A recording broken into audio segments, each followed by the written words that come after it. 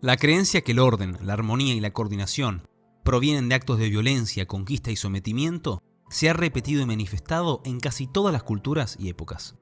Este mito es tan antiguo como la historia, parece una idea grabada en la mente humana. En los antiguos relatos cosmogónicos, comúnmente se describía el origen del mundo como un gran acto de guerra o de conquista entre dioses. La mismísima Roma, gran cuna de la civilización, también habría sido fruto de un sangriento sometimiento entre dos hermanos gemelos. Incluso nosotros mismos, en ocasiones de conflicto y desencuentro, nos vemos tentados a usar la violencia y conquista para restablecer la armonía. Este mito jamás desapareció, es la historia de la humanidad, es la historia de Caín. Esta es la dinámica que nos dio los caudillos, dictadores, reyes y emperadores que han sometido y subordinado a las masas en pos de sus arbitrarios planes. Todavía hoy nos vemos enfrentados con grupos que apoyan un Estado paternalista que intervenga violentamente en todas las áreas de nuestra vida, pasando por encima de nuestras libertades. Pero ante este mito, ante esta tentación de los tiranos a ser como Dios, se manifiesta una cosmovisión opuesta. El liberalismo, movimiento reaccionario por antonomasia, la filosofía que cuestiona el poder ilegítimo de los opresores. El liberalismo, praxis de la ética y el bien común, el emancipador de esclavos, minorías y sometidos. El liberalismo, gran campeón de la libertad, que rechaza que el orden y la coordinación social provengan de la violencia y el sometimiento.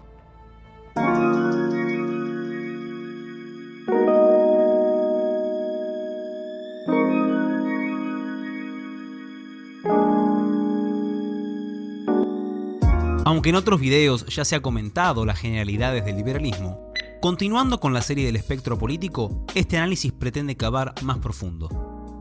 Probablemente la manera más práctica de comenzar un abordaje filosófico al liberalismo es desde la siguiente cita de Frédéric Bastiat. Cualquiera que sea el asunto que someta al razonamiento, ya sea religioso, filosófico, político o económico, ya se trate de bienestar, de moralidad, de igualdad, de derecho, de justicia, de progreso, de responsabilidad, de solidaridad, de propiedad, de trabajo, de intercambio, de capital, de salarios, de impuestos, de población, de créditos o de gobiernos. En cualquier parte del horizonte científico que se coloque el punto de partida de mis investigaciones, invariablemente siempre llego a la siguiente: la solución del problema social está en la libertad. ¿Por qué Bastiat nos dice que el razonamiento nos lleva a la libertad? Algún despistado podría pensar que Bastiat es relativista, que su afirmación reclama que debemos ser indiferentes ante estos asuntos, pero no. El mensaje es el siguiente: todos estos asuntos son importantes y a su vez todos poseemos diferentes convicciones, perspectivas o interpretaciones sobre cada uno de ellos. El problema social no yace en nuestras diferencias, sino que siempre las hemos manejado mal. El problema social es Caín. El problema social es que hoy se persigue a personas por sus creencias religiosas. El problema social es que hoy se ejecuta a personas por su orientación sexual. El problema social es que la libertad de expresión ahora es un crimen de odio. El problema social es que el Estado es el que decide sobre nosotros cómo educar a nuestros hijos. El problema social es que los políticos tienen el control total de tu billetera. El problema social es que tus proyectos laborales son también los de la mafia sindical. El problema social es que Nicolás Maduro está jugando a los Sims con el pueblo venezolano y que el resto estamos en situaciones no tan lejanas. Reiteremos con fuerza las palabras que Bastiat escribió en 1850. La solución está en la libertad. ¿Por qué Bastiat nos dice que el razonamiento nos lleva a la libertad? Como tantos otros autores, él sabe que el orden no viene del sometimiento de la sociedad a un plan o un diseño. Al contrario, viene de la libre interacción de personas en una sociedad libre. El orden no necesita ser planeado. Existe algo así como una mano invisible, un mecanismo de orden espontáneo. Las complejas estructuras sociales en las que vivimos no vienen de una inteligencia directora, sino un proceso orgánico y evolutivo producto de la creatividad humana en un marco de libertad. El orden social no viene por un Charles Fourier que administra cada paso que damos.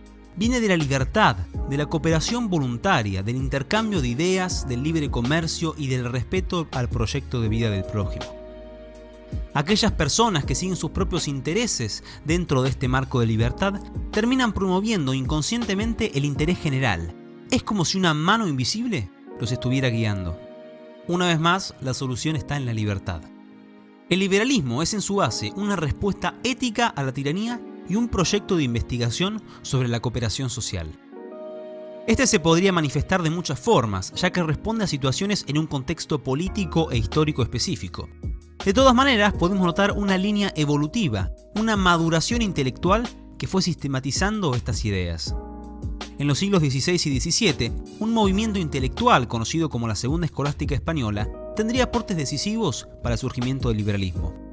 Francisco de Vitoria, Martín de Azpilcueta, Domingo de Soto, Diego de Covarrubias, Luis de Molina, Juan de Mariana y muchísimos más pusieron sobre la mesa la importancia del derecho natural a la vida, la libertad y la igualdad ante la ley, la importancia de un gobierno limitado, la propuesta teórica de un derecho internacional, la condena a la guerra y la conquista, salvo en excepciones extraordinarias, la defensa a la propiedad privada, los contratos, el mercado y el comercio. Según Murray Rothbard, en cuanto a sus aportes teóricos a la economía, varios de estos pensadores son los predecesores de la escuela austríaca, principalmente por su aporte en una concepción subjetivista y dinámica del valor, el dinero y los precios, que Karl Menger continuaría 3 siglos después. Hacia fines del siglo XVII, con algunos paralelismos a la escolástica española, John Locke condena las tiranías y propone dividir el poder político, algo que en un futuro cercano sería profundizado por Montesquieu. Sobre todas las cosas, Locke afirma que todas las personas, y solo por el hecho de ser personas, poseen un derecho natural a la vida, la libertad y la propiedad privada, siendo el gobierno solo legítimo si cuenta con el consentimiento de los gobernados. Luego de Locke, durante el siglo XVIII, la Ilustración escocesa daría grandes pensadores como Adam Ferguson, David Hume y Adam Smith, cuya tarea más importante fue investigar cómo la cooperación social surge de los procesos de mercado, que no son otra cosa que un proceso orgánico fruto de instituciones como el lenguaje, el comercio, la moral y otras. Sería el 4 de julio de 1776, cuando figuras como Thomas Jefferson y John Adams, aunque con sus controversias, firmaron la Declaración de Independencia de los Estados Unidos. Un documento que incorporaba toda esa maduración liberal que al menos en Jefferson había leído desde el padre Juan de Mariana hasta Locke y la Ilustración escocesa. Aunque con imperfecciones, es un haz de luz en un mundo de oscuridad. Sostenemos como evidentes por sí mismas dichas verdades, que todos los hombres son creados iguales, que son dotados por su creador de ciertos derechos inalienables, que entre estos están la vida, la libertad y la búsqueda de la felicidad, que para garantizar estos derechos se instituyen entre los hombres los gobiernos, que derivan sus poderes legítimos del consentimiento de los gobernados, que cuando quiera una forma de gobierno se haga destructora de estos principios, el pueblo tiene el derecho de reformarla o abolirla e instituir un nuevo gobierno que se funde en dichos principios. A medida que nos acercamos al siglo XIX, el debate liberal se vuelve cada vez más técnico y complejo. El liberalismo hará un lento cambio en su objeto de análisis. El problema ya no es una monarquía que en la última porción de la Edad Media se había vuelto más absolutista y despótica. Ahora el problema sería el surgimiento de nuevas ideas más absolutistas y despóticas que las anteriores. El evento clave donde podríamos trazar una línea para darle un cierto fin a la etapa del liberalismo clásico es la Revolución Francesa. Este suceso tan relevante y controversial generó una fuerte discusión dentro de los liberales. Discusiones famosamente ejemplificadas en Edmund Burke, de perfil conservador, y Thomas Paine, de perfil progresista. Se contrasta así en el siglo XIX los liberales que pertenecían a una tradición naturalista cristiana, como Benjamin Constant, Enrique Lacordaire, Alexis de Tocqueville, Charles de Montalbert y Lord Acton, contra una línea liberal progresista, que directa o indirectamente reprobaba las instituciones religiosas, las tradiciones y las costumbres. Según Ralph Raico, historiador especialista en el liberalismo clásico, esta fuerte división se habría marcado sobre todo en los países angloparlantes por la obra de Jeremy Bentham y John Stuart Mill. Según Raico, Mill se desvió de la línea central del pensamiento liberal, contraponiendo al individuo y su libertad no solo con el Estado, sino con la sociedad y sus opiniones. En su obra sobre la libertad, Mill explica que hay una tiranía que puede ser incluso peor que la del Estado, la tiranía de opinión. Se necesita también protección contra la tiranía de opinión, puesto que la sociedad tiende a imponer como reglas de conducta sus ideas y costumbres a los que difieren de ellas, empleando para ellos medios que no son precisamente las penas civiles. Acerca de las costumbres y tradiciones, Mill comenta: el hombre que permite al mundo, o al menos a su mundo, elegir por él su plan de vida, no tiene más necesidad que la facultad de imitación de los simios. El enfoque de Mill insiste en que la religión, las costumbres, las tradiciones y la moral, aunque no se impongan por la fuerza del Estado, son de todas maneras obstáculos hacia la libertad, generando así tensión con los liberales de orígenes más conservadores.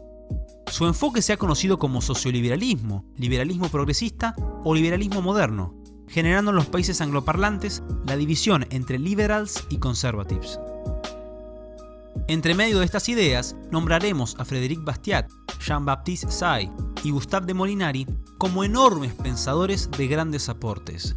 También vale mencionar autores como Herbert Spencer y Auberon Herbert, que junto a Molinari llevaron las ideas del liberalismo hasta puntos muy cercanos al anarquismo. Hacia finales del siglo XIX, el liberalismo perdería popularidad frente a un marxismo en ebullición. Es importante recordar aquí a Eugen von Bäverk, que escribió un libro equivalente al Capital de Marx como respuesta y refutación, sucesos que se han comentado también en el análisis del socialismo. Tanto Menger como von Bäverk serían de vital importancia para solucionar un grupo de contradicciones en la teoría económica que se había arrastrado hasta ese momento desde Adam Smith y David Ricardo. En un siglo XX que abandonó el liberalismo, dejando al mundo a merced de dictadores fascistas y socialistas, genios de carácter heroico como Ludwig von Mises y Friedrich Hayek se batieron intelectualmente solos contra todo un mundo académico que había desechado el liberalismo. Sus aportes y legados son tan importantes que son dignos de horas de análisis. No se preocupen, se van a hacer. También debemos destacar a Ayn Rand, James Buchanan, Milton Friedman, Murray Rothbard y Robert Nozick como los pensadores liberales más importantes del siglo pasado. Aunque muchos pensadores liberales de esta generación se mantenían cercanos al liberalismo clásico, otros, llevando el liberalismo hasta sus últimas consecuencias lógicas, han manifestado que el planteo correcto es un estado lo más mínimo posible o directamente la anarquía, como ya habían postulado tempranamente Molinari, Spencer y Herbert. Esta radicalización o evolución de las ideas de los liberales clásicos se suele denominar libertarismo e integra tanto a los minarquistas como a los anarcocapitalistas. En la actualidad, algunos libertarios de origen más conservador o tradicionalista se suelen asociar con el paleolibertarismo, mientras aquellos de origen más progresista se han asociado con el agorismo. Hoy el liberalismo es el mayor enemigo del paradigma contemporáneo. Aquella declaración de 1776 hoy parece un chiste de mal gusto. Nos vemos enfrentados a la estadolatría y el corporativismo como nunca antes. Pero si bien entre liberales se pueden hacer muchas subdivisiones, que si uno es conservador o progresista, si defiende un Estado o prefiere la anarquía, si es neoaristotélico, neokantiano o neotomista, todos los liberales compartimos una base y una lucha común: la defensa de nuestras libertades contra todas las ideas del presente y del futuro que las quieren conquistar. Por esta razón no debería haber excomuniones internas entre liberales, sino una lucha mutua por la libertad. También es oportuno aclarar que en el comienzo del video hablamos del mito más viejo del mundo. No caigamos en él, por favor. La solución jamás será imponer las ideas del liberalismo por la violencia y la conquista. Eso es todo lo contrario al liberalismo. Hay que condenar aquellas ideas que buscan llegar a un liberalismo económico pasando por arriba las libertades individuales. Deja tus opiniones, ideas y propuestas en los comentarios. No te olvides de darle me gusta al video si te gustó. Muchísimas gracias por verlo y los veo en el próximo.